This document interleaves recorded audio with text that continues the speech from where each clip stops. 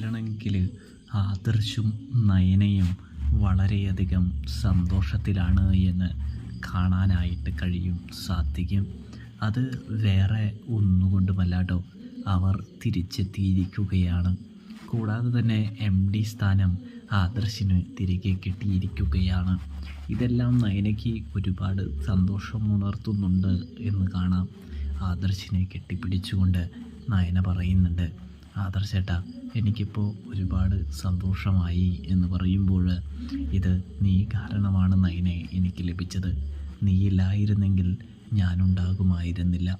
നിൻ്റെ കഴിവും നിൻ്റെ സ്ട്രെങ്ത്തും കൊണ്ട് നേടിയെടുത്തതാണ് മൂർത്തീസ് ജ്വല്ലറിയുടെ ഇപ്പോഴത്തെ ഈ ഉയർച്ച, ഈ വിജയം എന്ന് ആദർശ് നയനയോട് പറയുമ്പോൾ ആദർശേട്ടൻ്റെ പിന്തുണയാണ് എനിക്ക് എപ്പോഴും എന്നെ ഒന്നാമതെത്തിക്കാനായിട്ട് കാരണമായത്.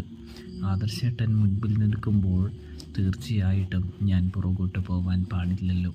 എൻ്റെ ഭർത്താവിൻ്റെ ഉയർച്ച എൻ്റെയും ഉയർച്ചയല്ലേ, ആ ഒരു ലക്ഷ്യമാണ് എൻ്റെ കൺമുൻപിലുണ്ടായത്.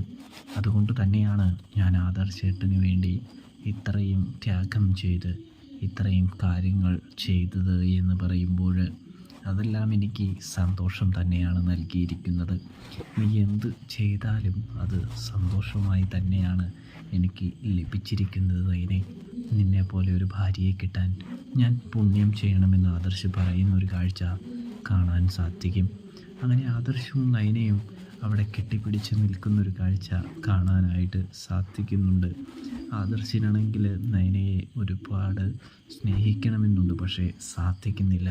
അതിൻ്റെ ഒരു കുറ്റബോധം ആദർശിനെ വേട്ടയാടുന്നുണ്ട് എന്ന് കാണാനായിട്ട് സാധിക്കും. അപ്പോൾ സബ്സ്ക്രൈബ് ചെയ്യാനായിട്ട് മറക്കല്ലേ പ്രേക്ഷകരെ, കൂട്ടുകാരെ.